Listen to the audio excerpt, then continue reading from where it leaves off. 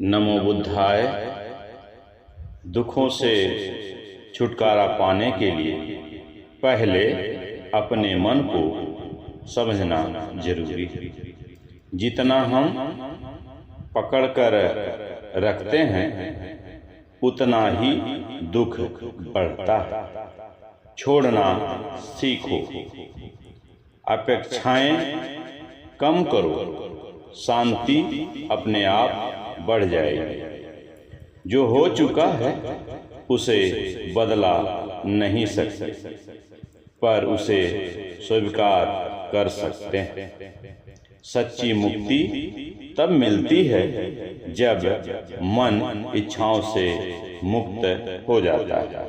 तो आइए बुद्ध की वाणी पर का संदेश हम जन जन तक पहुंचाएं। आप सभी ने बुद्ध की वाणी को सुना। नमो बुद्धाय।